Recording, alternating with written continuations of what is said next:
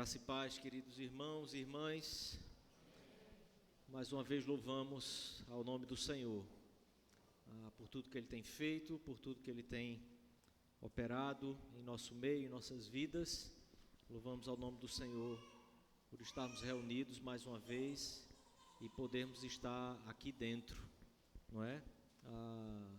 Não porque lá fora não seja bom, não é? Mas os desafios têm sido superados com a grande consciência de que o Senhor é que tem feito esses milagres. Nós não esperávamos também hoje já poder estarmos aqui dentro de volta, mas assim o Senhor quis, assim o Senhor então nos deu essa condição e louvado seja o nome dele por isso. Hoje nós vamos voltar ao texto. E como já foi dito aqui, não é? No início da escola, o Igor voltou um pouco ao assunto da semana passada, né? Devido às muitas dispersões que nós tivemos. Eu quero voltar com você ao capítulo 2. Claro, não pregarei nos mesmos trechos, mas eu quero então ressaltar aqui o versículo 17 do capítulo 2. Aliás, versículo 16 do capítulo 2, e nós vamos discorrer então um pouco mais sobre a profecia de Joel, que o apóstolo Pedro está se referindo aqui quanto àquele momento do Pentecostes, aquilo que Deus estava fazendo com a igreja naquele período. Então, versículo 16 do capítulo 2 de Atos, capítulo 2, versículo 16, e nós vamos ler, depois eu quero orar, e como essas semanas foram semanas atípicas, nossos domingos foram atípicos, hoje eu quero orar fazendo, né, vai ser oração. Joel fez uma profecia sobre profecia. A gente vai fazer oração de família sobre família aqui. Nós, no dia 18, nós não oramos por Jorge, Josi e Arthur. Dia 25, nós não oramos por Walter, Priscila e filhos. E hoje, então, 1 de setembro, vamos orar por todos eles e por Josias e Raquel também. Então, essa semana vai ser cheia de irmãos para que você ore nos seus momentos devocionais, nos seus cultos familiares. Jorge, Josi, Arthur, Walter, Priscila, os filhos, Josias e Raquel. Amém? A igreja se compromete, né? Não esqueçam então, orar por esses irmãos. Se você não tem essa lista, solicita lá no grupo da igreja, ela vai chegar a você também, para que quando acontecer de nós, por algum motivo, não fizermos aqui, a gente poder não deixar de fazer em casa, tá? Durante a semana. Versículo 16, então, de Joel, de Atos, capítulo 2. Mas o que ocorre é o que foi dito por intermédio do profeta Joel. E acontecerá nos últimos dias, diz o Senhor, que derramarei do meu espírito sobre toda a carne. Vossos filhos e vossas filhas profetizarão. Vossos jovens terão visões e sonharão vossos velhos. Até sobre os meus servos e sobre as minhas servas derramarei do meu espírito naqueles dias e profetizarão. Mostrarei prodígios em cima no céu e sinais embaixo na terra, sangue, fogo e vapor de fumaça. O sol se converterá em trevas e a lua em sangue antes que venha o grande e glorioso dia do Senhor. E acontecerá que todo aquele que invocar o nome do Senhor será salvo. Amém.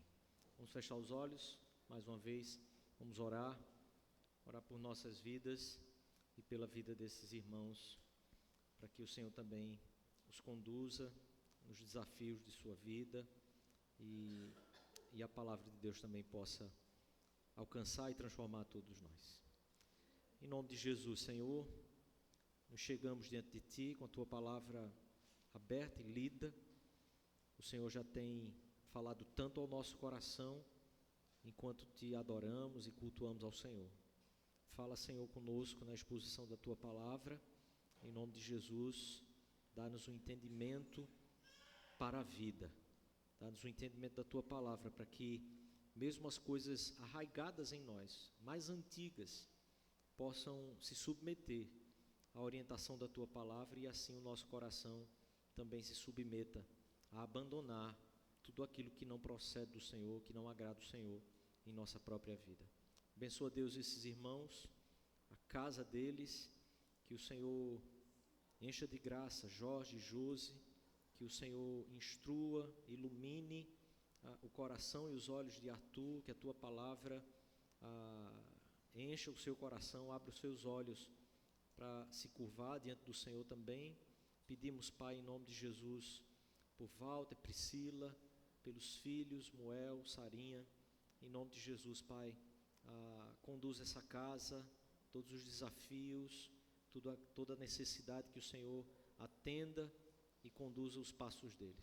Assim também pedimos hoje por Josias e Raquel, que o Senhor os instrua, que o Senhor conduza os seus passos, a nova fase de vida deles, que o Senhor encha aquele lar da Tua presença e dê direção, Senhor, a eles no serviço, naquilo que o Senhor ainda espera e requer para que eles Te sirvam nesse mundo, no Teu reino, na Tua igreja, para a glória e louvor do Teu santo nome.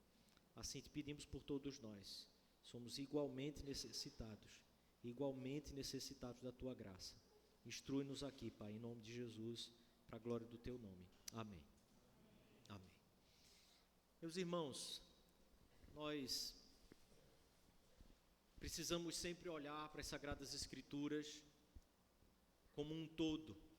E depois da obra da criação, depois do nascimento, encarnação do Filho de Deus, o Pentecoste é o terceiro maior evento que nós temos e que toda a história tem nas Sagradas Escrituras relatado, e como nós podemos relatar absolutamente de toda a história.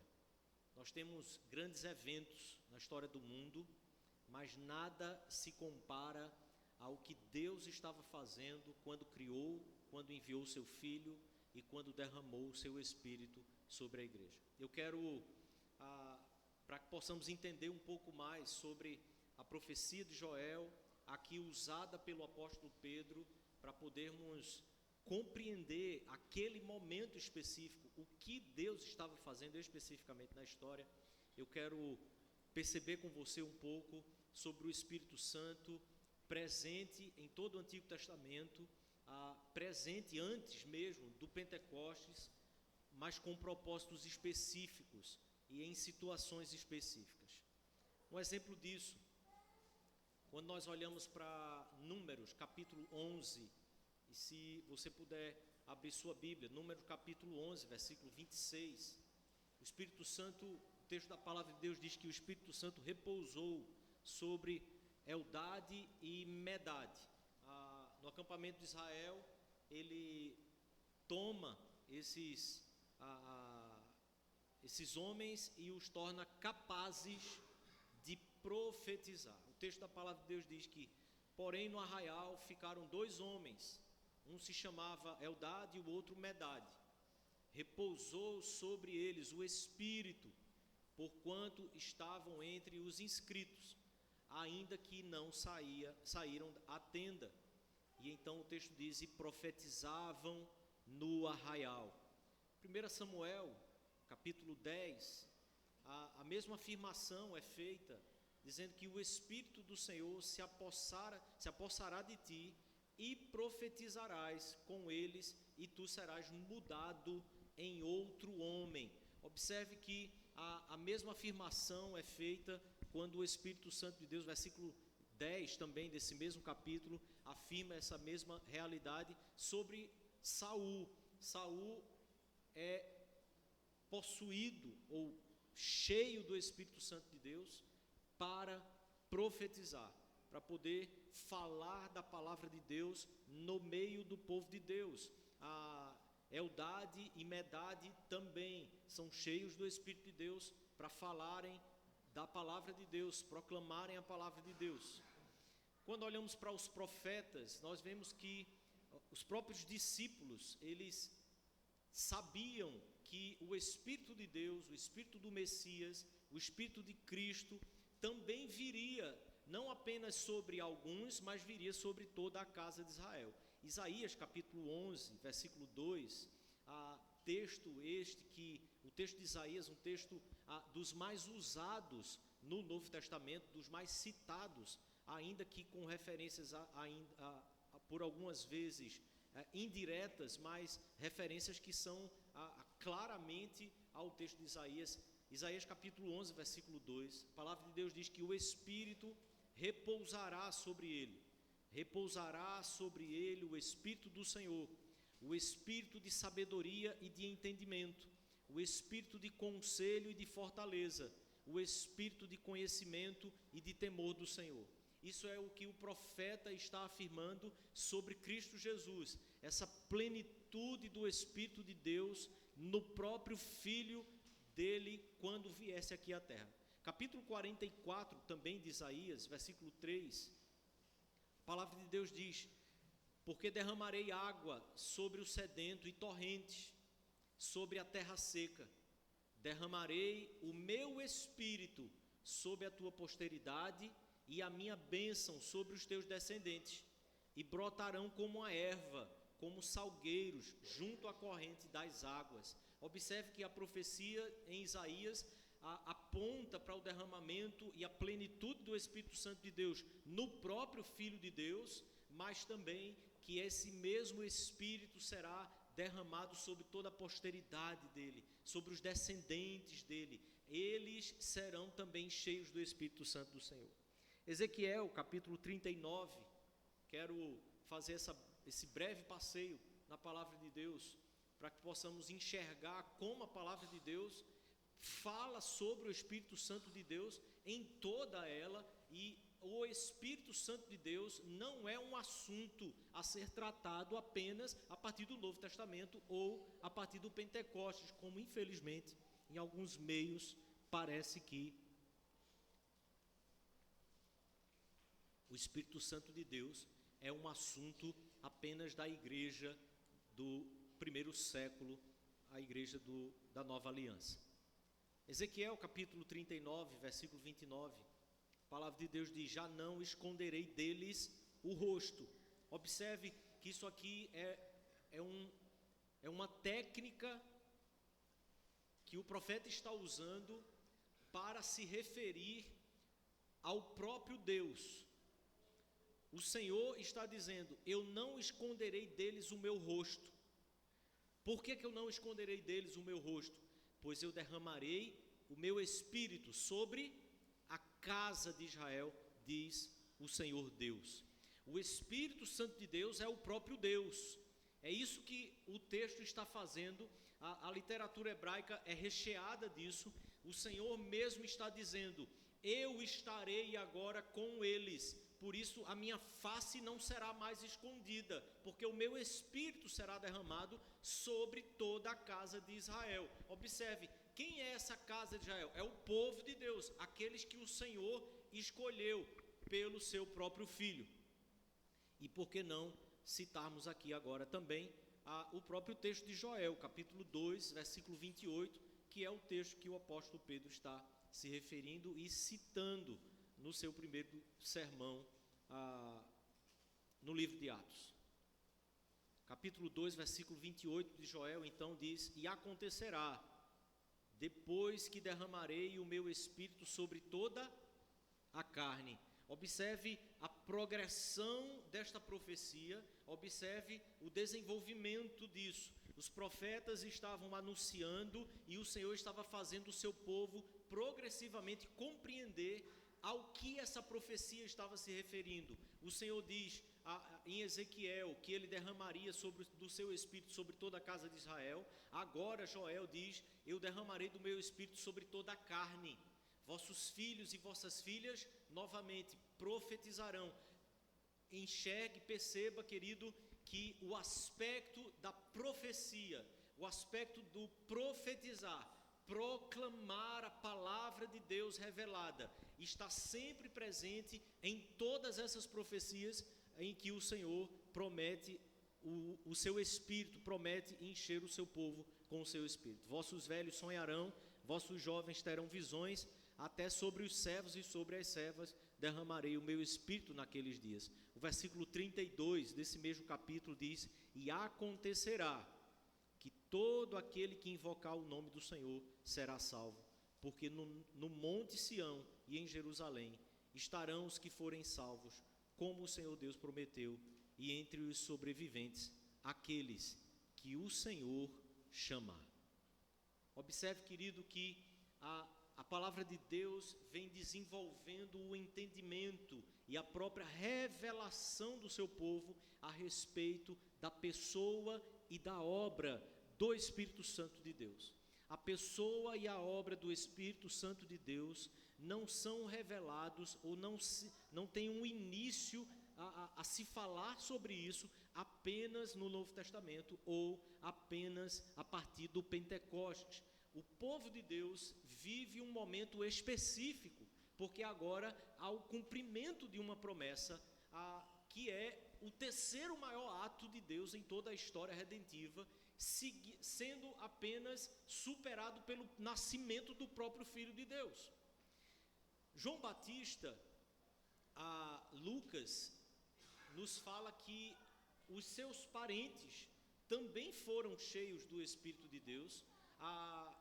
Abra sua Bíblia em Lucas, capítulo 15, capítulo 1, versículo 15.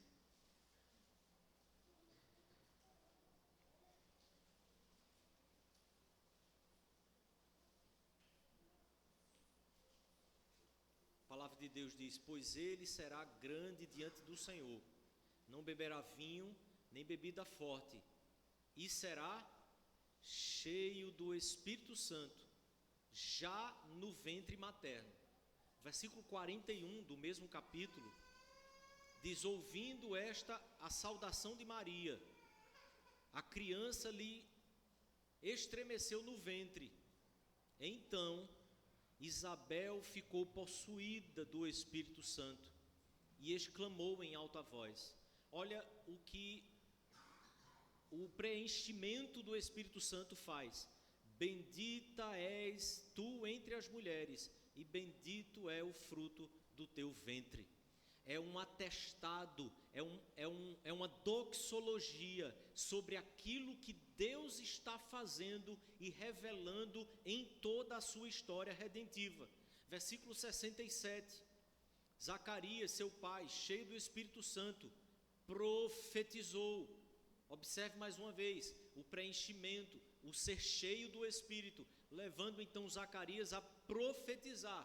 Observe o que é profetizar, dizendo: bendito seja o Senhor, Deus de Israel, porque visitou e redimiu o seu povo e nos suscitou plena e poderosa salvação na casa de Davi, seu servo, como prometera desde a antiguidade por boca dos seus santos profetas.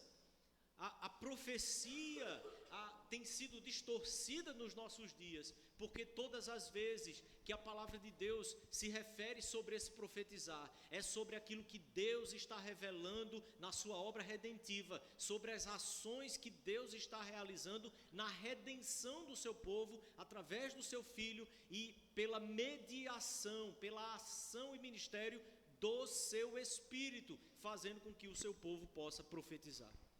Mas a palavra de Deus fala também sobre o próprio Senhor Jesus, João capítulo 3, versículo 34. Pois o enviado de Deus, observe mais uma vez, fala as palavras dele. João 3,34. Porque Deus não dá o Espírito por medida.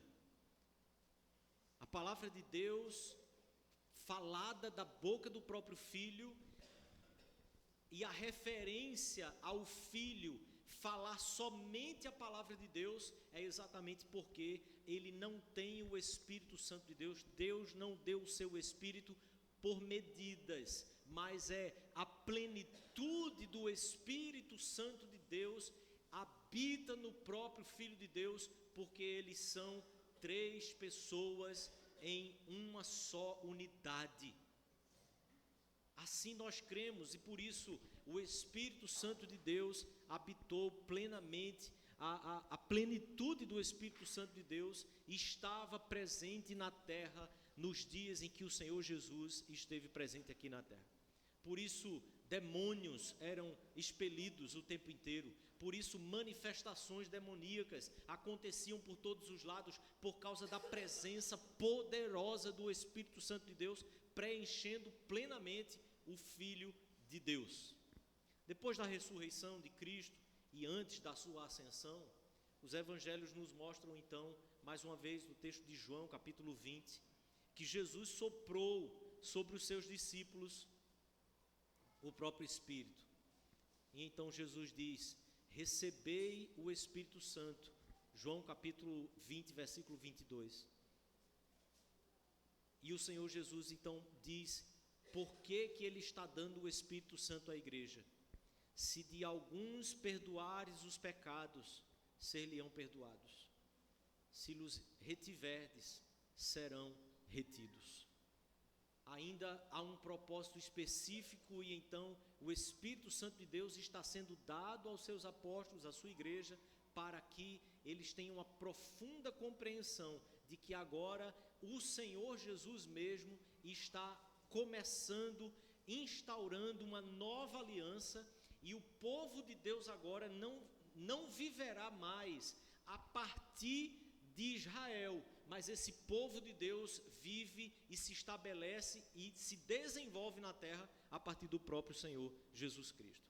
Chegamos então ao dia de Pentecostes. No Pentecostes, então, o Espírito Santo desceu sobre os apóstolos.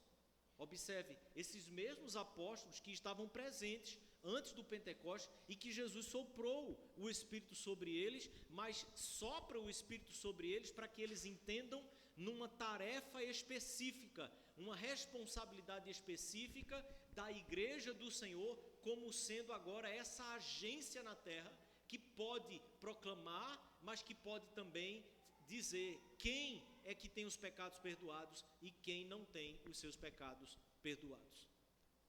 No Pentecostes, então, os apóstolos também foram preenchidos com o Espírito de Deus, mas também mulheres. O texto de Atos, capítulo 1, versículo 12, até o versículo 15, relata quem eram as pessoas que estavam lá, presentes nesse lugar.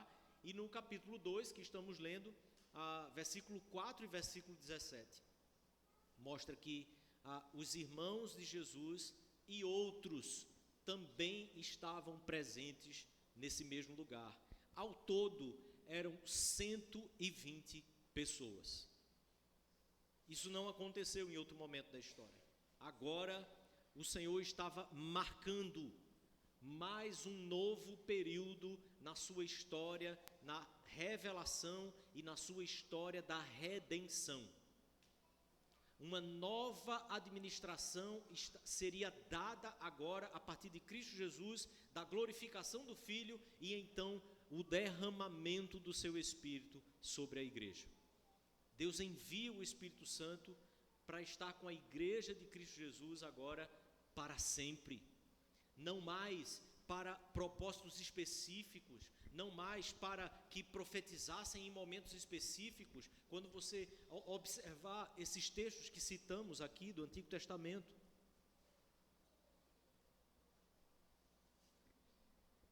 esses mesmos textos são textos que no decorrer da história também apontam para o fato de que quando esse ministério, essas funções, Deus estava agora retirando dessas pessoas, Deus não queria mais essas pessoas nessa função. O que acontecia então é que o texto diz: Deus retirou o seu espírito de tal homem, porque não queria mais, porque agora estava desaprovando ou reprovando a sua conduta e o seu ministério.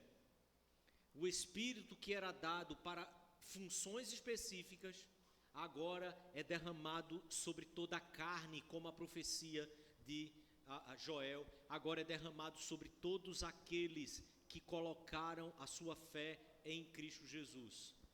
Quando Jesus então reúne seus discípulos seus 12 discípulos, ele começa essa edificação da igreja dele, distinta desse judaísmo que até então todos eles mesmos estavam inseridos. Então, quando Jesus, ou enquanto Jesus estivesse presente no meio dos filhos de Deus, no meio daqueles que estavam seguindo e colocando a sua fé nele, ele não poderia enviar ainda o Espírito Santo. Observe, a plenitude do Espírito Santo habita em Cristo Jesus enquanto ele está aqui na terra. Por isso ele diz, é preciso que eu vá, porque se eu não for, eu não vou poder enviar o Espírito Santo para que ele habite plenamente na sua igreja, plenamente no seu povo.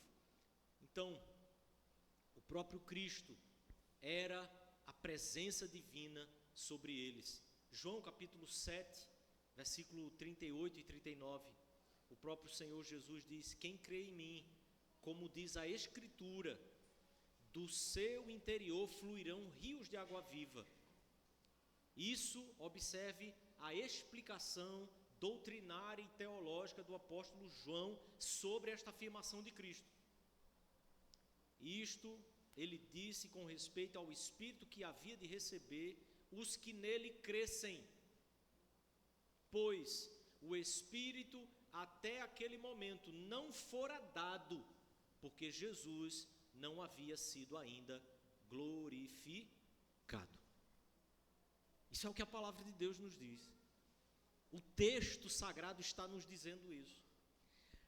A pergunta, querido, é por que tantos de nós, muitas vezes, fazemos das experiências as lentes pelas quais as Sagradas Escrituras são interpretadas, quando o inverso é o que deve ser obedecido e o nosso coração precisa se submeter. As Sagradas Escrituras é que são as lentes para interpretar as nossas próprias experiências, a tal ponto que mesmo as nossas experiências mais contundentes ou místicas precisam ser submetidas ao crivo da palavra de Deus, para que, ainda que tenhamos experiências que com todo o nosso ser a gente possa ter sentido e percebido coisas, é a palavra de Deus que vai conduzir o nosso coração e dizer, isso foi coisa do seu coração, isso não é o que a palavra de Deus ensina. Observe, o comum, o normal em nossos dias, é que quando nós temos determinadas experiências, por mais que o texto da palavra não diga, a gente diz assim, mas isso aí é porque você não crê. Eu senti, eu vivi aquilo, eu passei por essa experiência. Observe como a palavra de Deus não tem sido mais autoridade. Se dissermos, mas a palavra de Deus não ensina isso. Mas foi o que eu vivi. Percebe? As lentes para a interpretação foram trocadas. A experiência fazendo com que interpretemos as Escrituras, e não as Escrituras fazendo com que a gente interprete a nossa própria experiência. Em harmonia com a ordem que o Senhor Jesus deu aos apóstolos, para que eles começassem o ministério a partir de Jerusalém, primeiro na cidade santa, depois Samaria, Cesareia, e em toda a Judéia, até os confins da terra. Pedro proclama o evangelho primeiro neste grande evento aqui, exatamente em Jerusalém. Pedro está abrindo as portas para a profecia agora na nova aliança. A explicação das Sagradas Escrituras, ao entendimento de toda a carne.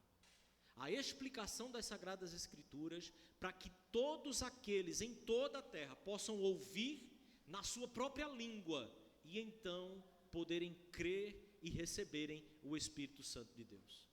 Mais tarde, Pedro prega essas boas novas então, Samaria, Cesareia, e em todos esses lugares, nesse movimento de transição para a nova aliança, todos esses eventos, e nós veremos esses eventos, nos depararemos com esses eventos, na sequência dessa exposição, o Espírito Santo é derramado no momento em que a pregação da palavra de Deus está sendo realizada.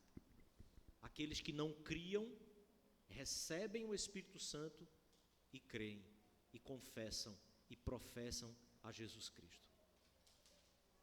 Desde o início da igreja, então, queridos, a igreja de Cristo tornou-se essa igreja que é universal, porque o Espírito Santo é derramado para fazer com que toda a palavra de Deus seja pregada a todos os povos, de todas as línguas, aonde quer que eles estejam, porque o Espírito Santo de Deus é o que foi derramado sobre todo o povo de Deus, sobre todos aqueles que confessam a Cristo como Senhor.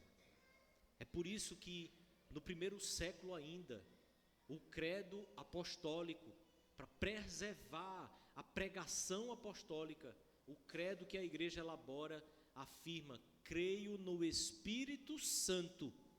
Observe, a afirmação de que essa igreja crê no Espírito naquele momento, não é uma afirmação sobre pessoas que seguem a Cristo e então pode ser que elas tenham o Espírito Santo de Deus depois. São sobre a igreja que é universal e está atrelado uma coisa a outra. O credo diz: creio no Espírito Santo, creio na Santa Igreja Universal e creio na comunhão dos santos. Tudo isso por causa de um só Espírito, porque o apóstolo Paulo diz, Efésios capítulo 3, que em um só Espírito todos nós fomos batizados.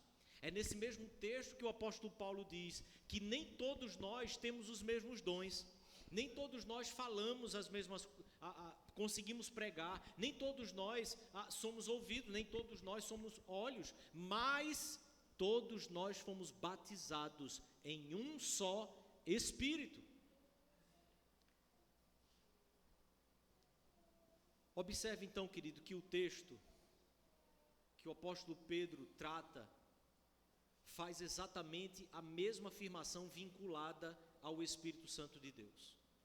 Versículo 17, ele diz que acontecerá que nos últimos dias, diz o Senhor, derramarei do meu Espírito sobre toda a carne, e então vossos filhos e vossas filhas profetizarão. Há duas coisas aqui. Os últimos dias são iniciados na segunda aliança. Na nova aliança em Cristo Jesus, os últimos dias foram inaugurados. O Espírito Santo sela esse início, marca esse início.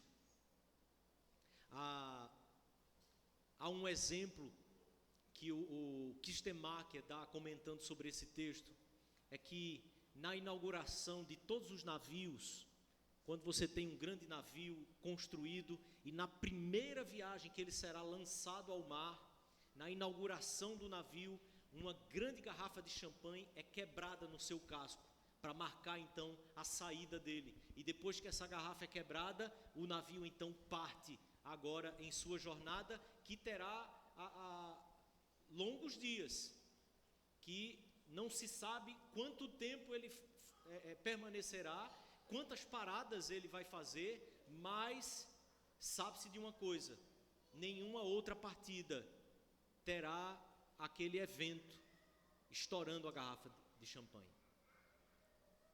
Toda vez que o navio vai sair, estoura a garrafa de champanhe, estoura a garrafa de champanhe. Não, é somente na sua partida. Aqui, Kistemaker então diz, é como se o Senhor estivesse fazendo essa cerimônia.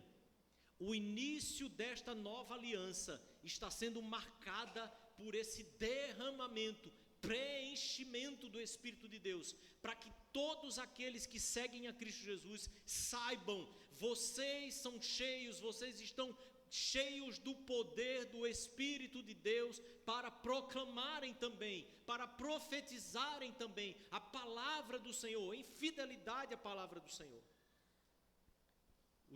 Os últimos dias se inauguraram, o Espírito Santo é derramado sobre todos aqueles que creem em Cristo Jesus para pregarem a palavra de Deus. Não há mais distinção entre aqueles que são maiores ou menores, todos têm o poder do Espírito de Deus para proclamar essa palavra. Até sobre os servos e servas derramarei o meu Espírito naqueles dias e profetizarão, versículo 18. O texto então faz uma pausa, porque então ele se remete aos últimos dias dos últimos dias, dizendo: eu mostrarei prodígios acima do céu, sinais embaixo da terra, porque na profecia os dias não estão ali contados, o tempo não está contado. A visão do profeta inauguraram-se os últimos dias, e nos últimos dias também acontecerão isso. Veremos ainda esse céu, prodígios em cima do céu, sinais embaixo na terra, sangue, fogo, vapor e fumaça, o sol se convertendo em trevas, a lua em sangue, e antes que venha o grande e glorioso dia do Senhor, tudo isso acontecerá. Observe, últimos dias se inauguram, mas o grande e último dia do Senhor ainda chegará. Onde nós estamos, onde eu e você, onde a igreja do Senhor está nesta dispensação, versículo 21, então, acontecerá que todo aquele, neste tempo, nos últimos dias, antes do último dia, todo aquele que invocar o nome do Senhor será salvo. Meu irmão e minha irmã, a igreja é composta por todos aqueles que são a habitação do Espírito de Deus. Aqueles que pertencem a Cristo têm o Espírito Santo de Deus. Se a fé chegou ao seu coração, se você creu em Cristo Jesus para a sua salvação, o Espírito Santo de Deus habita em você. E a habitação do Espírito Santo de Deus dá a você o poder para proclamar. Neste tempo, neste intervalo em que eu e você estamos, nós estamos exatamente para cumprir o propósito do derramamento do Espírito Santo de Deus na sua igreja. Proclamar, profetizar as Sagradas Escrituras a todo aquele que crê, a todo aquele que pode ouvir e, crendo, ser salvo. Invoque o nome do Senhor Jesus para que seja salvo. A igreja recebe o Espírito Santo de Deus para que ela tenha autoridade para corrigir os crentes que fazem parte dela. É porque a igreja tem o Espírito Santo de Deus que ela proclama a palavra. É porque a igreja tem o Espírito Santo de Deus que ela pode corrigir aos seus, que ela pode corrigir os crentes. A igreja corrige aqueles que estão em pecado, e a igreja examina aqueles que estão dando frutos de arrependimento, para que possa então atestar: permanecem, pertencem ao corpo de Cristo. A igreja tem autoridade porque tem o Espírito para atestar quem pertence e quem não pertence à igreja do Senhor. Porque nós não podemos conhecer o coração dos homens, mas o Senhor Jesus diz que toda árvore é conhecida pelos seus frutos. São sobre esses frutos que a igreja do Senhor, porque tem o seu Espírito, ela é que tem a autoridade para corrigir, para disciplinar e para admoestar todos aqueles que pertencem a Cristo. Ela proclama para os perdidos. Quando os perdidos se acham e estão se perdendo de novo, ela proclama de novo para que eles voltem aos trilhos e permaneçam no caminho da salvação. O papel, a função da igreja nesse mundo nunca será apenas corrigir crentes, mas nunca será apenas proclamar aos perdidos. O papel da igreja é um. E se você esfacelá-lo, ela é aleijada. Não há como ela desenvolver sua missão se ela só proclamar aos crentes e não fizer o trabalho da correção, da admoestação, do discipulado, da formação do caráter de Cristo. Mas não há também como ela permanecer na sua missão se ela simplesmente focar no discipulado, na formação, na correção, na disciplina e esquecesse que o Espírito Santo de Deus habita em nós para que sejamos profetas ao mundo, para que proclamemos essa palavra aos perdidos. Mas o texto então nos deixa claro também, nós estamos exatamente nesse grande hiato. Nós estamos no íntere, entre a descida do Espírito Santo de Deus e aquele grande dia da volta do Senhor. Esses dias não estão desconectados uns dos outros. Por quê? Porque o Espírito Santo de Deus é o que une tudo isso. O Espírito Santo que conduziu o povo no deserto é o mesmo Espírito que nos conduz agora na nova aliança. Nos conduz como conduziu o povo para a entrada de Canaã. Nos conduz também para a entrada na Jerusalém celestial. É o Espírito Santo de Deus que mantém toda essa obra de Deus conectada e entrelaçada. É o Espírito Santo de Deus que nos dá a convicção de que somos filhos de Deus e que podemos então participar, ter a mesma comunhão no corpo e no sangue de Cristo, porque Ele é que convence e testifica com o nosso próprio Espírito de que somos salvos, de que somos filhos de Deus. Louvado seja o Senhor, porque Ele derramou o seu Espírito sobre sua igreja, porque sem o seu Espírito nós seríamos apenas religiosos, tateando esse mundo, buscando alguma coisa que desse significado para a nossa fé. Mas é porque temos o Espírito Santo de Deus, que Ele derramou sobre nós, que tudo pode sair dos trilhos, tudo parece que está andando ao contrário, mas ainda assim a fé permanece em nosso coração, nesse mesmo Deus santo e poderoso, vivo e verdadeiro. Tudo caindo aos pedaços, tudo saindo do lugar, nada como você queria, e a fé continua lá no seu coração. Pessoas morrem, pessoas vão embora, pessoas nos traem, pessoas nos decepcionam, e a fé continua em nosso coração, porque é o Espírito Santo de Deus que habita em nós e que faz com que a fé seja verdadeira em nosso coração. Mesmo quando você tenta, muitas vezes, não acreditar mais, é porque o Espírito Santo está lá, e ele não mais é retirado, que a fé permanece lá. Você se sente fraco, quase desistindo. E por que simplesmente não desiste? Quando a sua mente está dizendo, era melhor desistir, é melhor jogar tudo para o alto.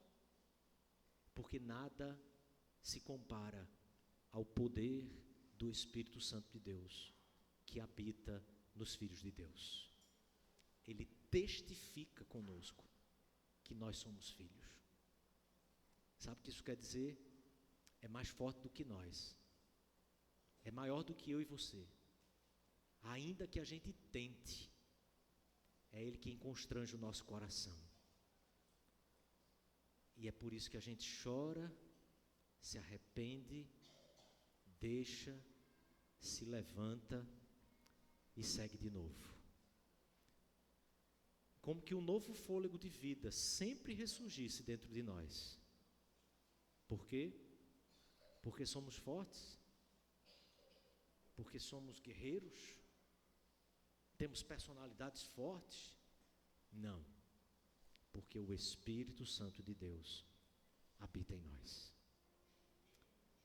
É com essa convicção, querido, que eu quero chamar você a participar mais uma vez da mesa do Senhor.